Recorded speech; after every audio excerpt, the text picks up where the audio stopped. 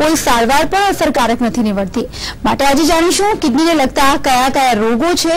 આ રોગોને અટકાવવા માટે કોઈએ કઈ કઈ બાબતોને ધ્યાનમાં રાખવાની જરૂર છે. સાથે પણ જાણીશું કે કિડની ફેલ્યોર શું છે, કયા કારણોથી થયા અને તેની સારવાર શું. આ તમામ વિશે આજે ખાસ ચર્ચા કેમ છોમાં.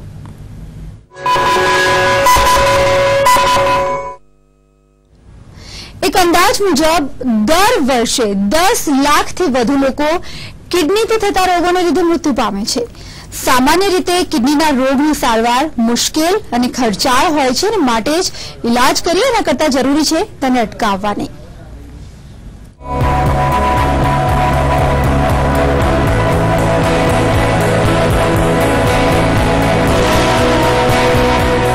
Prevention is better than cure. હા, દરેક રોગની જેમ કિડની માટે પણ આ વાત ઘણી જ હિતાવહ છે. કિડની એ શરીરનું મહત્વનું અંગ છે, માટે જ કિડની વિશે યોગ્ય જાણકારી રાખવી હિતાવહ છે. જો વાત કરીએ કિડનીના મુખ્ય કાર્યોની, તો કિડનીના મુખ્ય કાર્યો: લોહીમાં રહેલો કચરો સાફ કરવો, વધારાનું પાણી સાફ કરવું, લોહીનું દબાણ કાબૂમાં રાખવું, આવા અનેક કાર્યો કિડની કરે છે.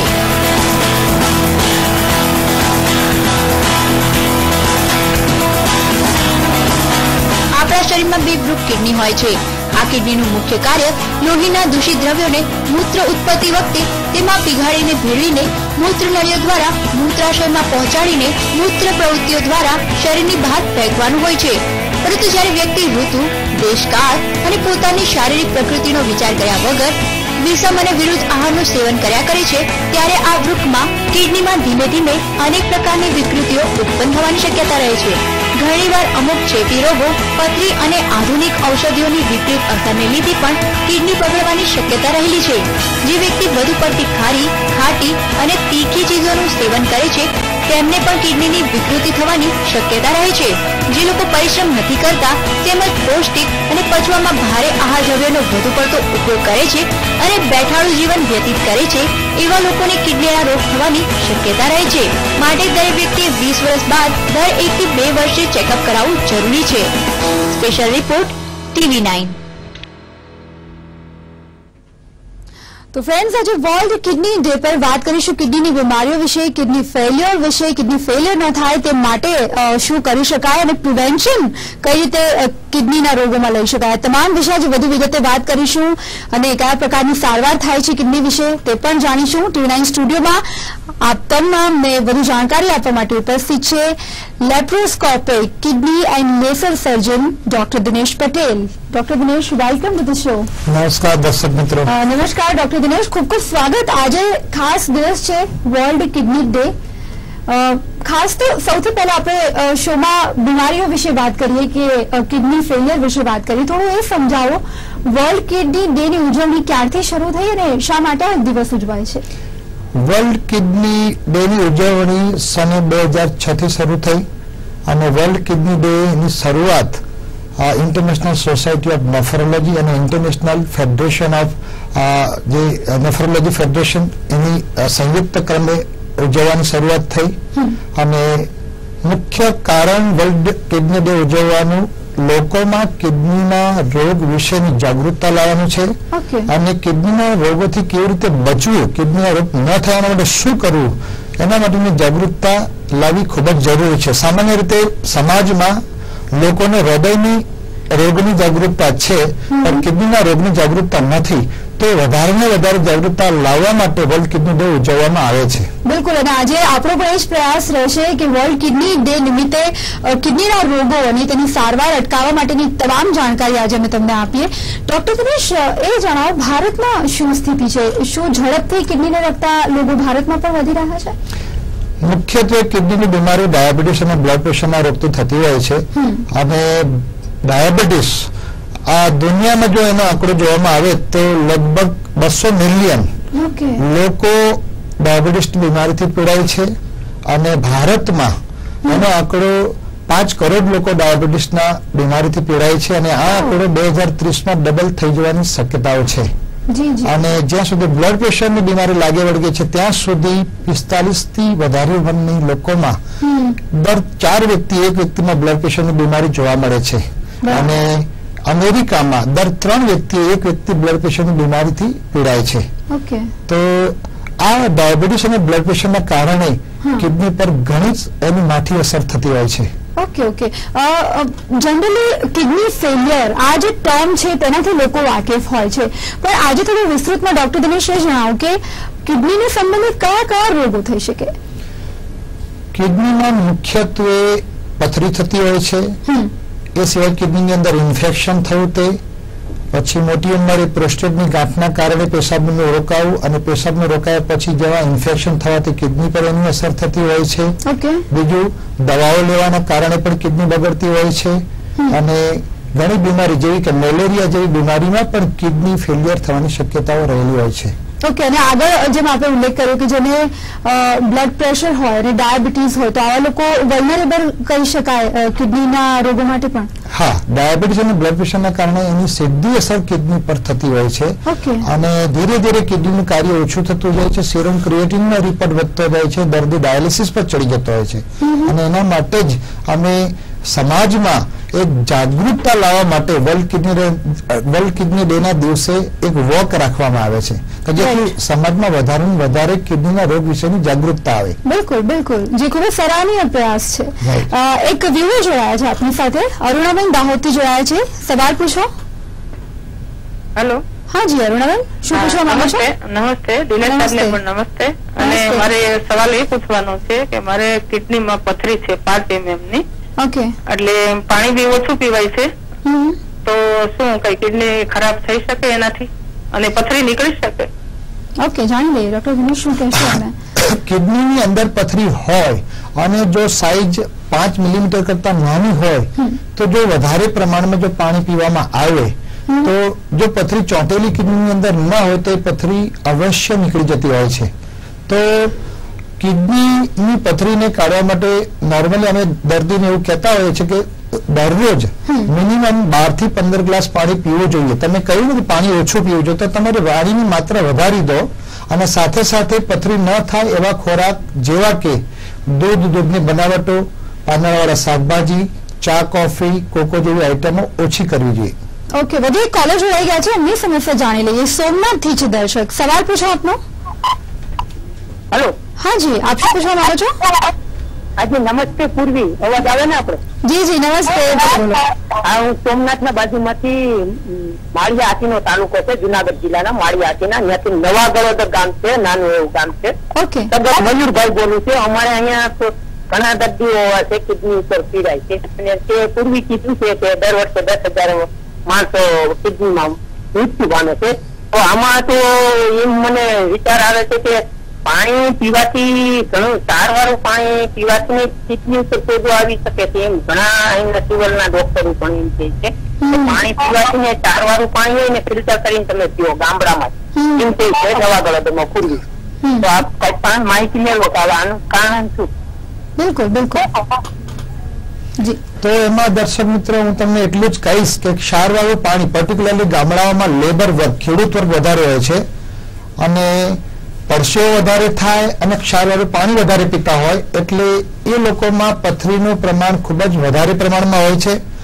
અને હું એટલું જ કહીશ કે ક્ષારવાળા પાણીને જો તમારે જો પથરી અટકાવી હોય તો એમાં RO plant, reverse osmosis plant તમારે ઘરમાં વસાવવો પડે કે જેથી નોર્મલી જે ક્ષારવાળા પાણીનો TDS 1600 થી વધારે હોય છે અને આરો પ્લાન્ટ વસાવવાથી એ જે કઠિનાઈ પાણીની જે TDS કહેવાય છે એ TDS 1600 માંથી 200 થઈ જશે એટલે પથરી થવાની શક્યતા ખૂબ જ ઓછી થઈ જાય છે.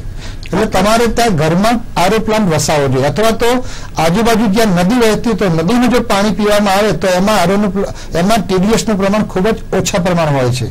ઓકે, એક આ જ ઉપાય થઈ શકે તેમના ગામના લોકો માટે. એટલે પથરી રોકવા માટે તમારે આરો પ્લાન્ટનું પાણી કાં તો નદીનું પાણી પીવું જોઈએ. ઓકે ડોક્ટર દિનેશ, ચર્ચા આગળ પણ યથાવત રાખીશું. આગળ આપની પાસેથી જાણવા એ માંગીશું કે કિડનીના રોગોનું નિદાન કેવી રીતે થાય છે, તેની સારવાર કેવી રીતે થાય છે, અને ખાસ તો કિડની ફેલ્યોર આ શબ્દ તમે ખૂબ સાંભળ્યો હશે, તો કયા તબક્કે કિડની ફેલ્યોર થાય?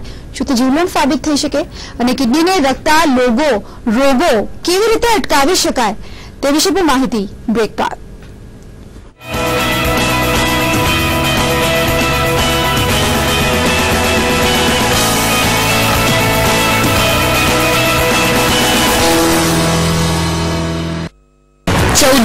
સેલિબ્રેટિંગ વર્લ્ડ કિડની ડે નિમિત્તે તમારી કિડનીનું ચેકઅપ કરાવો અને સ્વસ્થ જીવન વિતાવો. દેવસ્થ કિડની હોસ્પિટલ, નવા વાડજ રોડ, અમદાવાદ.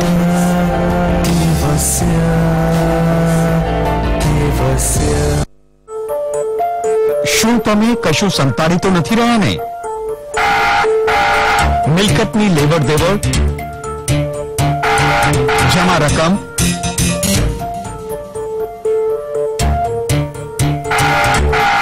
મોટી ખરીદી,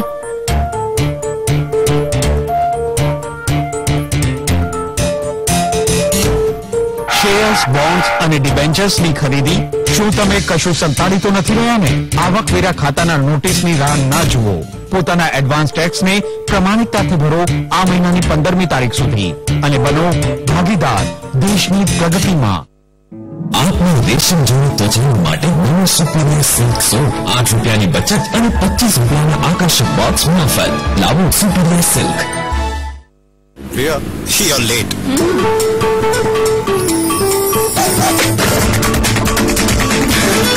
I'm never late. I'm always ready. नया संतूर डियो स्प्रे, इसका स्पेशल फॉर्मूला बॉडी ओडर को कंट्रोल करे और इसकी मनमोहक खुशबू आपको रखे हमेशा फ्रेश और रेडी.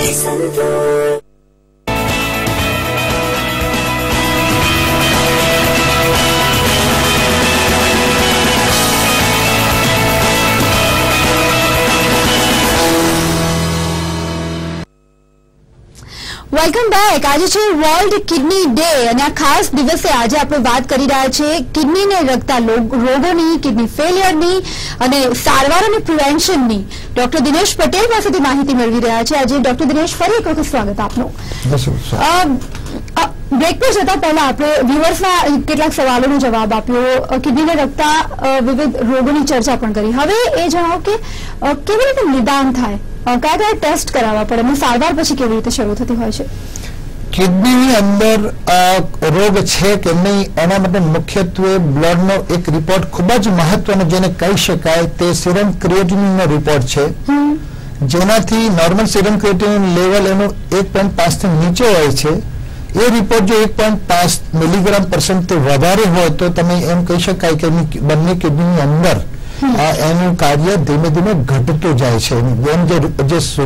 જે ફિલ્ટ્રેશનની ક્રિયા છે એકદમ મંદ પડતી જાય છે. એ રિપોર્ટ પરથી આપણને ખબર પડે. અને તે સિવાય પણ કિડનીની અંદર કોઈ ગાંઠ હોય કે પથરી હોય તો એનું નિદાન કરવા માટે એક્સરે કરવામાં આવે છે, જેને એક્સરે કિડની યુરેટર બ્લેડર કહેવામાં આવે છે.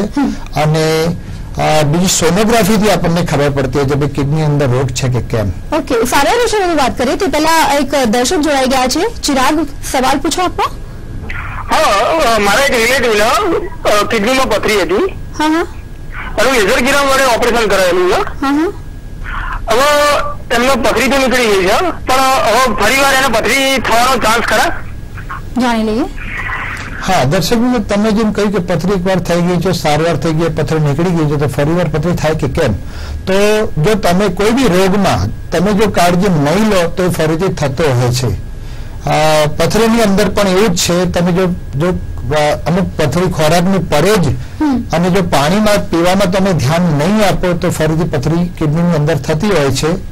ખોરાક જેવા કે મેં હમણાં જણાવ્યું તેમ પાંદડાવાળા શાકભાજી, દૂધ અને દૂધની બનાવટો, કોકો આઇટમ, ચા, કોફી, એના કારણે પણ પથરી થતી હોય છે. એટલે આ બધી બાબતોનું તમારે ધ્યાન રાખવું જોઈએ. તે સિવાય પાણી તમારે મિનરલ વોટર પાણી પીવું જોઈએ અથવા તો જે આરઓ પ્લાન્ટ ઘરમાં વસાવીને તમારે એ પાણી પીવું જોઈએ અને મિનિમમ 12 થી 15 ગ્લાસ પાણી દિવસે પીવું જોઈએ તમારે. ઓકે, ડોક્ટર તમે શું જણાવો કે આપણે અલગ અલગ રોગોની વાત કરી, કિડનીના ઇન્ફેક્શન, કિડનીની પથરી, ક્યારે ક્રિટિકલ સિચ્યુએશન આવી શકે, શું જીવલેણ પણ સાબિત થઈ શકે કિડનીના રોગો? હા, નોર્મલી આપણને ભગવાન છે ચાન્સ આપતો, ઓપોર્ચ્યુનિટી આપતો હોય છે. એકવાર તમને કોઈ બીમારી થાય, તમને ખબર હોય છે કે ભાઈ ના મારી કિડનીમાં ઇન્ફેક્શન થયું છે કે દુખાવો પથરીના કારણે પડ્યો છે કે પછી કઈ બી આપણે સોનોગ્રાફીથી ખબર પડી આપણને, તો નોર્મલી મોટાભાગના દર્દીઓ બેદરકાર રહે છે. ડોક્ટરની સલાહને એ લોકો માનતા નથી અને ધીરે ધીરે ધીરે કિડનીનો રિપોર્ટ વધતો જાય છે. અને જ્યારે કિડનીનો રિપોર્ટ વધીને 3 કે 4 મિલીગ્રામથી વધારે જાય ત્યારે દર્દી ડાયાલિસિસ પર ચડી જાય છે અને ડાયાલિસિસના કારણે દર્દી ખૂબ જ રીબાય છે. માત્ર દર્દી જ નહીં પણ દર્દીના સગા સંબંધી પણ ખૂબ જ હેરાન થાય છે અને નથી દર્દી જીવી શકતો કે નથી સારી રીતે જીવી શકતો બી નથી ને મરી પણ નથી શકતો. અને દર્દીના સગા એને સારું કરવાના એ ટ્રાયમાં એમને આર્થિક રીતે ખૂબ જ પાયમાલ થઈ જતા હોય છે. બિલકુલ.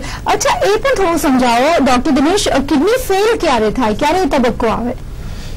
કિડની ફેલિયર કરતા કિડનીનું કાર્ય ધીરે ધીરે ઓછું થઈ જાય છે અને જ્યારે કિડની ડાયાલિસિસ ચડી જાય ત્યારે જ આપણે એને કહેતા કે કિડની ફેલિયર. એમાં બે ટાઈપના ફેલિયર હોય છે. એક્યુટ કિડની ફેલિયર કે જે હમણાં જ થયું હોય, જે કોઈ દવાના કારણે કે કોઈ ઇન્ફેક્શનના કારણે, અને જો ટાઈમસર એની ટ્રીટમેન્ટ કરવામાં આવે તો એ દર્દી એમાંથી બહાર નીકળી જતો હોય છે. એ એક્યુટ કિડની ફેલિયરમાં દર્દીને ઘણું સારું રિઝલ્ટ મળે છે. ડાયાલિસિસ ટેમ્પરરી હોય છે. જ્યારે પરમેનન્ટ ડેમેજ કિડનીમાં થઈ ગયો હોય તો એને ક્રોનિક રિનલ ફેલિયર કહેવામાં આવે છે. તો એવા કેસમાં દર્દીને જિંદગીભર ડાયાલિસિસ કરવું પડતું હોય છે, અથવા તો જો તેમાંથી છુટકારો મેળવવો હોય તો પછી તેને કિડની ટ્રાન્સપ્લાન્ટેશન કરાવવું પડતું હોય છે. ઓકે. અને સાથે એવું ખૂબ વધારે સાંભળવા મળે છે કે કિડનીને લગતા રોગોની સારવાર ખૂબ ખર્ચાળ હોય છે. તો શું આ વાત સાચી અને શું તમામ દર્દીઓને છેક સુધી ડાયાલિસિસ પર રહેવું પડે? હા, જેની કિડની પરમેનન્ટલી, નોર્મલી કિડનીનું કામ શુદ્ધિકરણનું છે, જે કામ કચરો કાઢવાનું કામ કિડની નથી કરી શકતી, તો પછી એ આપણે ડોક્ટર કે જે સાયન્ટિસ્ટે બનાવેલી ડાયાલિસિસ મશીન એનાથી આપણે એનું શુદ્ધિકરણ કરવું પડતું હોય છે.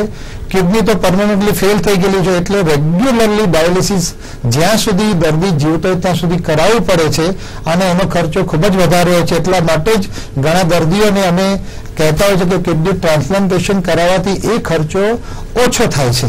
ઓકે ડોક્ટર દિનેશ, સમય ખૂબ આપણી પાસે ઓછો છે. ટૂંકમાં ખાસ એ જણાવો કે આપણે શું પ્રિવેન્શનની સ્ટેપ્સ લઈ શકીએ? કહેવાય છે prevention is better than cure. કેવી રીતે સતર્કતા રાખીને બચી શકાય કિડનીના રોગોથી? અચ્છા, વર્લ્ડ કિડની ડે ના દિવસે અમારું થીમ છે કે કિડનીને સાચવો અને જિંદગી બચાવો. તો કિડનીને સાચવવા માટે દર્શક મિત્રો આટલું કરો: દરરોજ 12 થી 15 ગ્લાસ પાણી પીવો. કિડનીની બીમારી મુખ્યત્વે ડાયાબિટીસ અને બ્લડ પ્રેશરથી થતી હોય છે. તો ડાયાબિટીસની બીમારીથી બચવા માટે રેગ્યુલર બ્લડ શુગર ચેકઅપ કરાવો. બ્લડ પ્રેશરની બીમારીથી બચવા માટે રેગ્યુલર બ્લડ પ્રેશર ચેકઅપ કરાવો.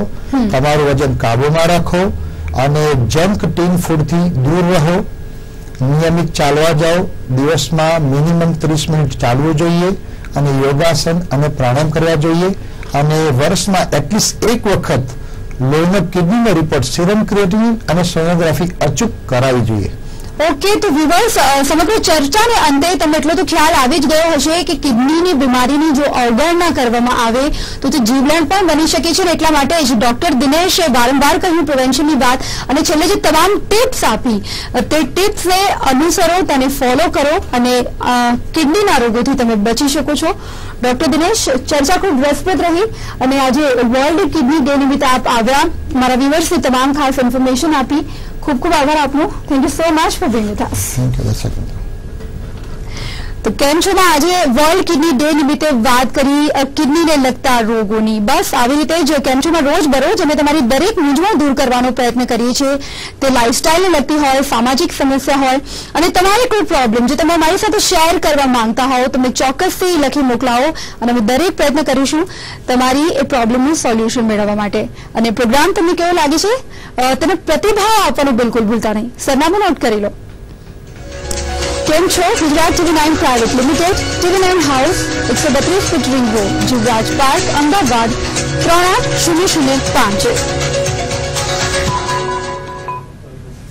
તો કેમ છો? આજે બસ આટલું જ, પણ આવતીકાલે ફરી મળીશું એક નવા વિષય સાથે.